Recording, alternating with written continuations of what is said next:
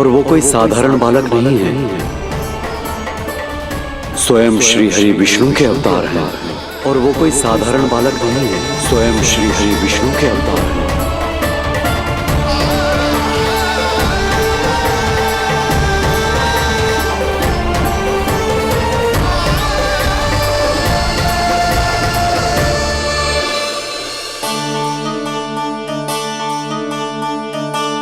कछु विचित्र लग रहा है। कौन हो तुम? मैं हूं श्री विष्णु का अवतार। कैसे संभव है गुरुदेव? वो तो नन्हा सा बालक।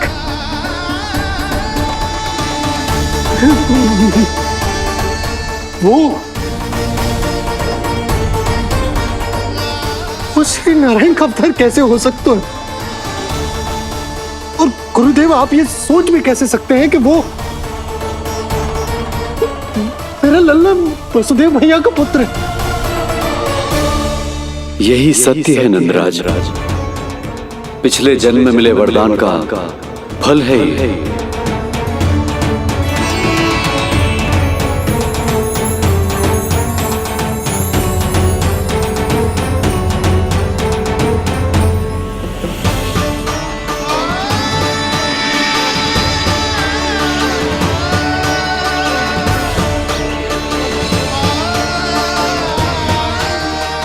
मैं आपकी संतान के रूप में अवश्य आऊंगा, किंतु उसके लिए आपको मेरे अगले अवतार के बाद एक और अवतार की प्रतीक्षा करनी होगी,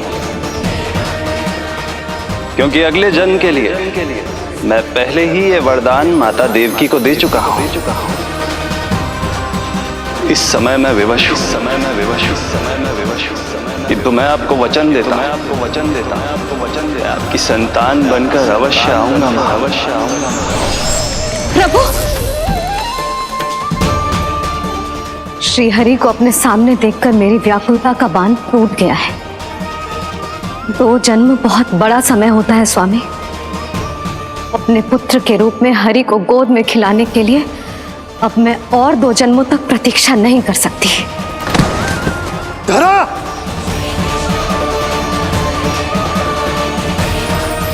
माता देवकी को मैं पहले ही वचन दे चुका हूं, इसलिए विधि के विधान के अनुसार मुझे उन्हीं का पुत्र बनकर जन्म लेना होगा। किंतु आपकी आतुरता का अनुभव करने के बाद अब मैं भी आपका स्नेह पाने से स्वयं को और वंचित नहीं रख सकता। ये जो भी हो रहा है प्रभु की ही लीला है। कृष्ण के जन्म के तुरंत बाद भगवान विष्णु के आदेश पर वासुदेव जी के यहां आना पड़ा और आपकी और रानी यशोदा की पुत्री को अपने पुत्र के साथ बदलना पड़ा और इस तरह कृष्ण आपके और रानी यशोदा के पुत्र बन गए।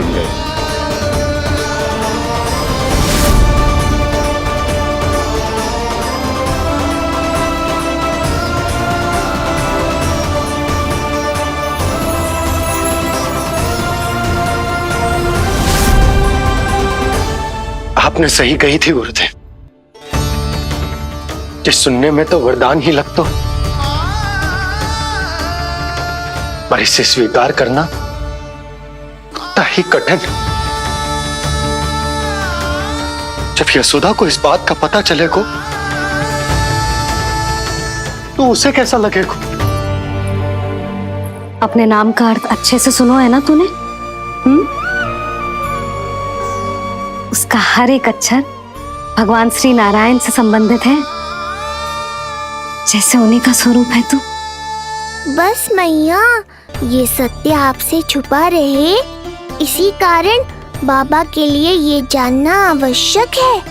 फिर चाहे इसे स्वीकार करना उनके लिए कितना भी कष्टदायक क्यों ना हो। नहीं नंद, ये सत्य उन्हें आप नहीं बताएंगे। स्वयं प्रभु ने मुझसे कहा है किसी और प्राणी को इसके बारे में भनक तक नहीं लगनी चाहिए, और रानी यशोदा को तो बिल्कुल नहीं। गुरुवर, कंस के आक्रमणों की जानकारी यशोदा से पहले ही छुपा कर रखना कठिन था। अब इतना बड़ा सत्य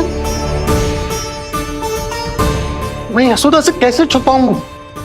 आपको छुपाना ही होगा नंदराज, यही प्रभु की इच्छा है।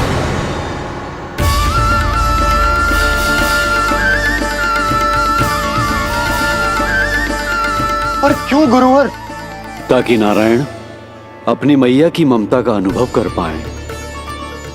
यही तो उनके अवतार का मुख्य उद्देश्य है। मुख्य उद्देश्य? हाँ नंदराज, नर नारायण के अवतार में अपनी तपस्या करते समय प्रभु ने जो अनुभव किया था, उसके कारण ममता के सुख का अनुभव करने के लिए प्रभु व्याकुल हो उठे थे। ऐसा क्या हुआ था, मुझे भी बताइए। हो सकता है ये बात इस सत्य को स्वीकार करने में मेरी सहायता करे। बहुत समय पहले की बात है। अनेक देवी देवता परम प्रभु विष्णु के पास बैकुंठ गए थे। वहां प्रभु की आंखों में आंसू देखकर वो सभी स्तब्ध रह गए।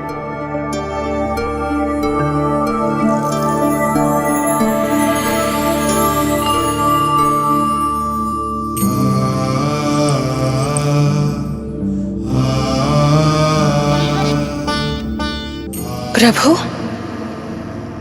आपकी आंखों में आंसू?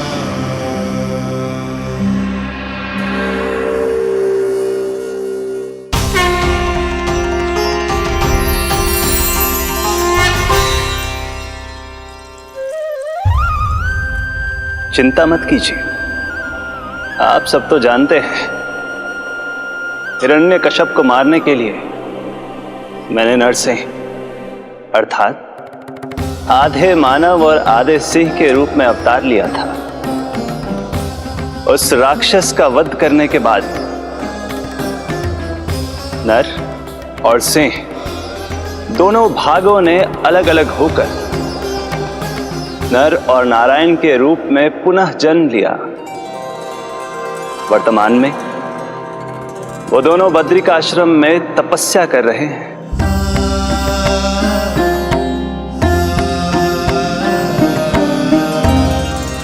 आज उन दोनों ने कुछ ऐसा देखा जिसने मुझे भी भावुक कर दिया।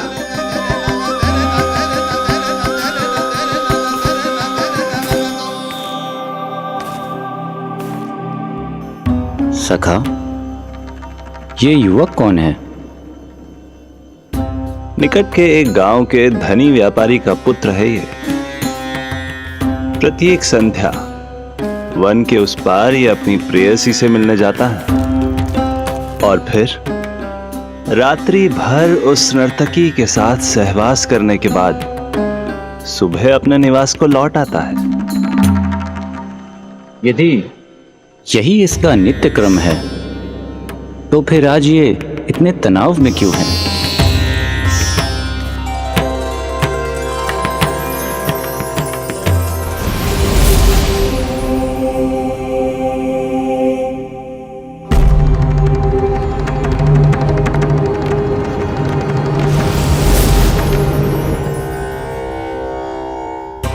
कल रात्रि प्रेम क्रिया के मध्य उस नर्तकी ने इससे पूछा, ये सबसे अधिक प्रेम किससे करता है? जब इसने कहा तुमसे, तो वो बोली, तुम्हें अपने प्रेम को सिद्ध करना होगा। अपनी मां के हृदय को उसके तन से अलग कर मुझे सौंपना होगा। मां का हृदय?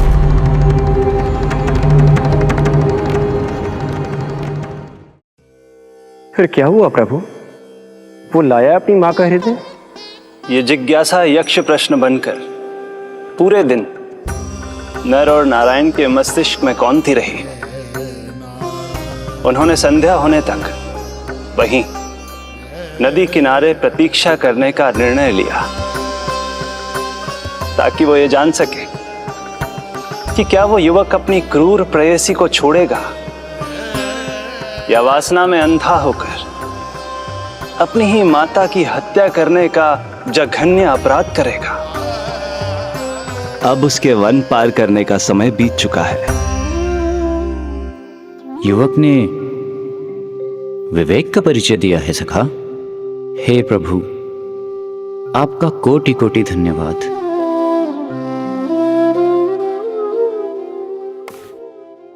सखा,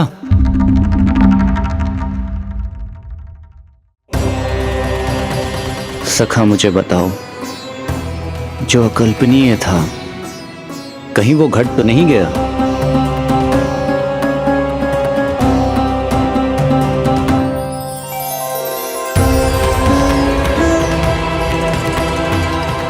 जब इस युवक की मां को इसकी प्रेयसी की क्रूर मांग के बारे में पता चला तो जो उसने किया वो इस समस्त संसार में केवल एक मां ही कर सकती है। बस इतनी सी बात?